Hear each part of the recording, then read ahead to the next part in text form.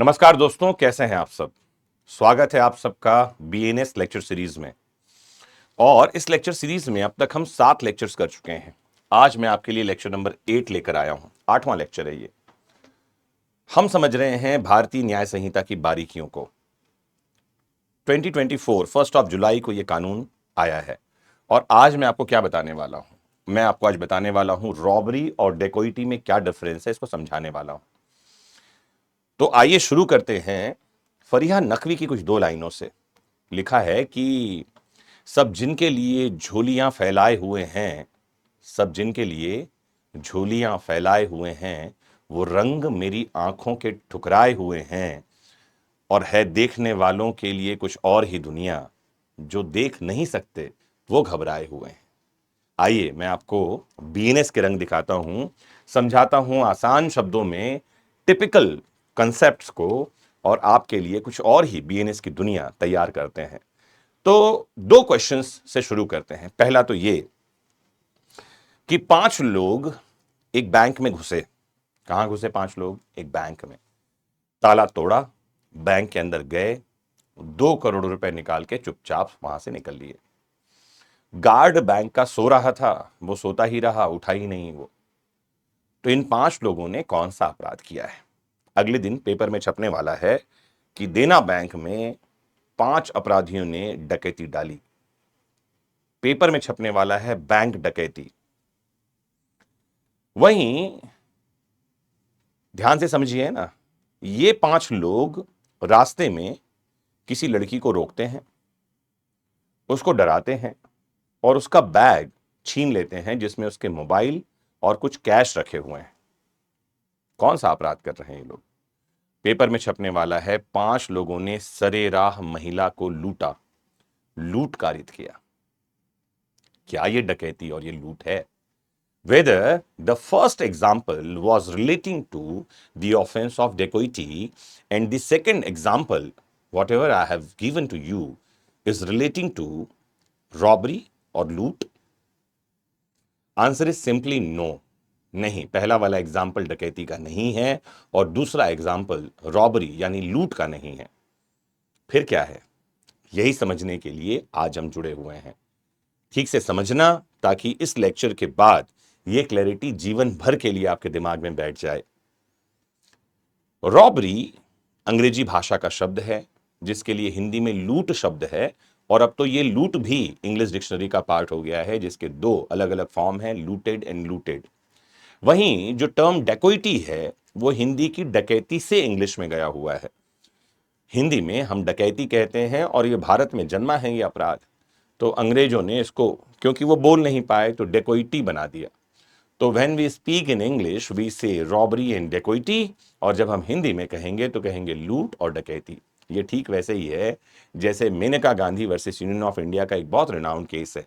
अंग्रेजी वाले कहते हैं मनेका गांधी, MANEK स्पेलिंग है, तो वो अपने हिसाब से कहते हैं। ठीक है, आप दोनों तरह की बातों को समझते चलिए। तो सबसे पहली बात यहां से शुरू करते हैं कि रॉबरी की डेफिनेशन कहां है। सेक्शन 309 बीएनएस में आप जाएंगे तो रॉबरी को डिफाइन किया है। तो रॉबरी में क्या होता है? थेफ्ट होता है, एक्सटॉर्शन होता है। ये दोनों में से कोई एक चीज होनी जरूरी है। थेफ्ट क्या है? संपत्ति का हटाना, moving of property from the position of any person with dishonest intention without the consent of that person is theft. Sorry, क्या कहा? संपत्ति का हटाना, जो कि चल संपत्ति है, किसी के कब्जे में से हटाना उसकी सहमति के बिना बेईमानी पूर्वक आशय से, चोरी है। चोरी में जब 2 एलिमेंट जुड़ जाते हैं, एक तो है फियर और एक है वॉयलेंस। क्या क्या? हिंसा और दूसरा डर, भय। तो चोरी ही लूट यानी कि रॉबरी बन जाती है। सिमिलरली एक्सटॉर्शन क्या होता है? पैसे की वसूली, पैसे की उगाही। किसी को डराना, धमकाना, रास्ता रोकना और उसकी प्रॉपर्टी देने के लिए उसको ही मजबूर करना, यह है एक्सटॉर्शन। एक्सटॉर्शन जो है, ध्यान से समझना है, तब होगा जब प्रोलॉन्ग्ड फियर हो। जैसे A B से कहता है कि अगर अगले महीने की 1 तारीख को पैसा नहीं दोगे तो तुम्हारे बच्चे को उठाकर ले जाएंगे। प्रोलॉन्ग्ड फियर है, अभी इंस्टेंट नहीं है, ये एक्सटॉर्शन है। लेकिन वहीं अगर इमीडिएटली कोई कह रहा है कि पैसे दो नहीं तो मैं बच्चे को मार डालूंगा, ये रॉबरी है। एक्सटॉर्शन ही रॉबरी बनेगी, थेफ्ट ही रॉबरी बनेगा। कब बनेगा?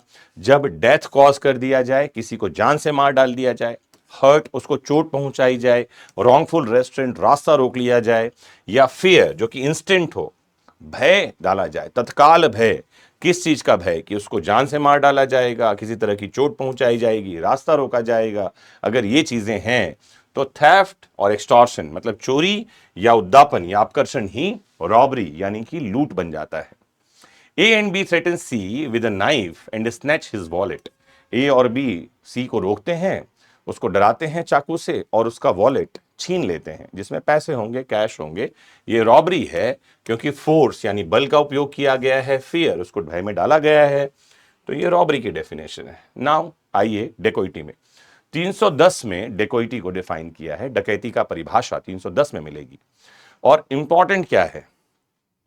जब लूट करने वाले लोग 5 या 5 से ज्यादा हों, when the number of persons those who are committing robbery or are 5 or more, लूट करने वालों की संख्या 5 या 5 से ज्यादा होती है तो हम कहते हैं लूट ही रॉबरी हो जाता है।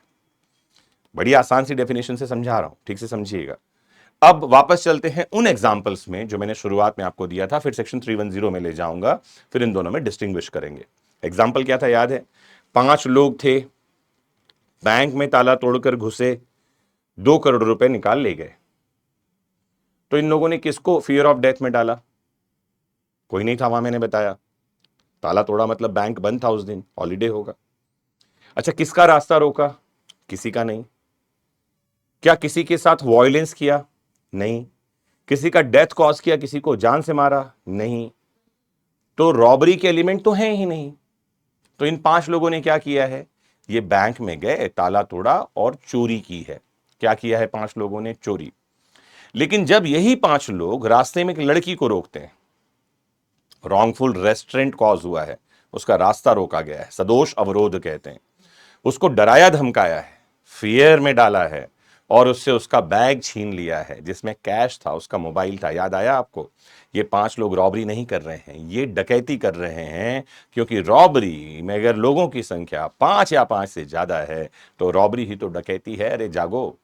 मुझे उम्मीद है कि इस एग्जाम्पल से आपको बात क्लियर हो गई होगी। नहीं होगी तो रिवाइंड करके फिर से सुनो, पॉज करके सुनो, फिर से सुनो, फिर से सुनो, फिर से सुनो, और क्लैरिटी आ गई है तो कमेंट बॉक्स में लिख दो थैंक यू एमजे सर, या एमजे लिख करके एक दिल छोटा सा छोड़ दो, मुझे पता चले कि मेरी बातें आप तक ठीक ठीक पहुंच रही हैं। इतनी क्लैरिटी आपके माइंड में होनी चाहिए कि रात में सोते समय नींद से कोई उठाकर पूछे कि what is the difference in between robbery and dacoity, और आप पट पट पट पट बोलने लग जाओ। आइए, क्या कहा 310 में? 5 or more persons conjointly commit or attempt to commit robbery, or where the whole number of persons committing or attempting to commit robbery and persons present in aiding amounts to 5 or more, it is dacoity। बड़ी प्यारी definition है। जैसे मान लो 4 लोग दिन में bank में घुसते हैं। कितने लोग घुसे? 4। और बैंक जो मैनेजर है उसको बंदूक दिखाकर कहते हैं कि सारा कैश बैग में डाल दो नहीं तो जान से मार डालेंगे। ध्यान रखिए, ये 4 लोग रॉबरी कर रहे हैं। क्या कर रहे हैं? क्योंकि यहां 5 लोग चाहिए ना। अरे अभी समझाया भाई, जागो यार। ये 4 लोग क्या कर रहे हैं? बैंक में रॉबरी। लेकिन एक आदमी बाहर कार में बैठा हुआ है, इंतजार कर रहा है कि जैसी ही ये पैसे लेकर आएंगे ये सब भाग जाएंगे। एक आदमी रेलवे स्टेशन पे खड़ा है टिकट लेकर, इन सब को लेकर फरार होने के लिए। तो शब्द क्या लिखी है यहां पर? ध्यान रखना, प्रेजेंट एंड एडिंग। जो लोग उपस्थित हैं वो और जो सहायता कर रहे हैं वो, ये सब मिलाकर 5 या 5 से ज्यादा होने चाहिए। तो 4 लोग बैंक के अंदर हैं, एक बाहर कार में बैठा है, 5 हो गए हैं। तो ये क्या हो रहा है? रॉबरी ही डेकोइटी में बदल जा रही है। ये डकैती का अपराध है, लूट का नहीं। बात समझ में आ गई हो तो आगे चल रहे हैं।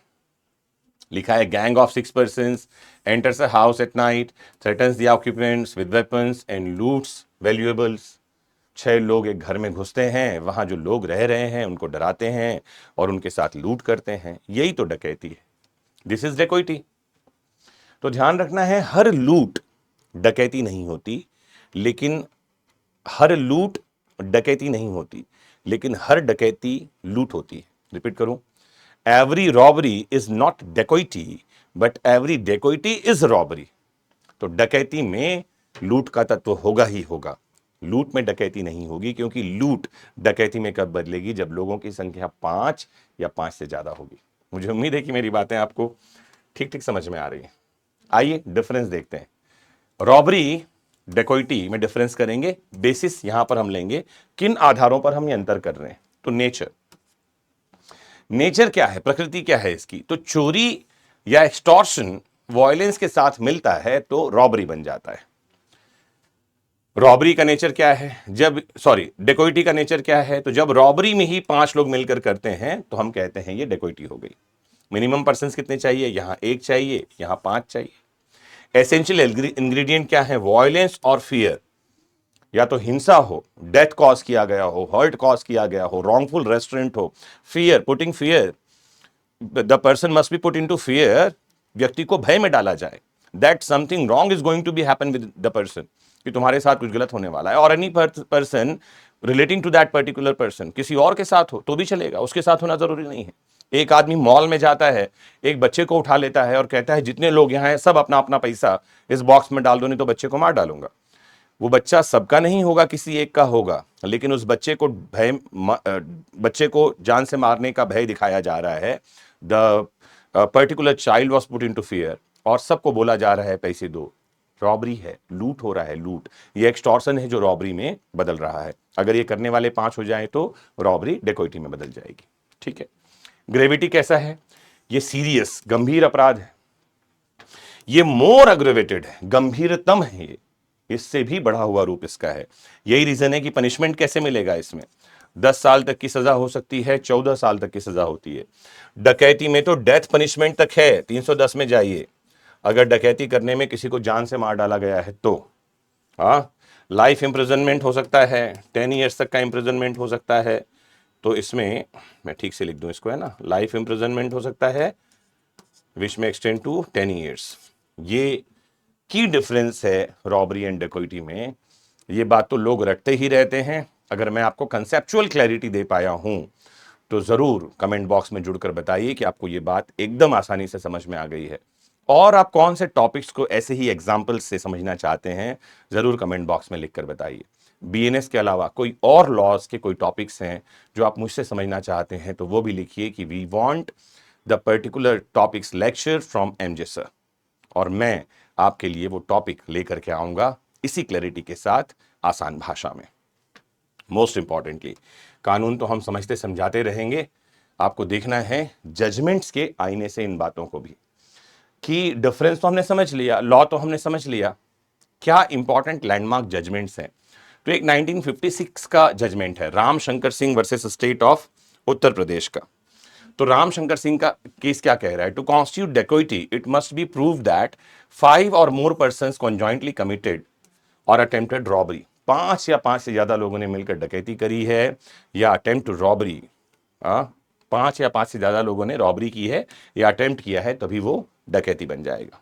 श्याम बिहारी का केस देखिए, लिखा even if some accused are acquitted, 5 लोग थे, ये बात साबित हुई, सीसीटीवी में दिखाई पड़ रहा है कि 5 लोग थे, पुलिस ने गिरफ्तार किया जिन लोगों को, उनमें से 2 के खिलाफ मामला साबित नहीं हुआ, सबूत नहीं मिले, क्योंकि फेस शकल पहचानना अंधेरे में सीसीटीवी में पॉसिबल नहीं है।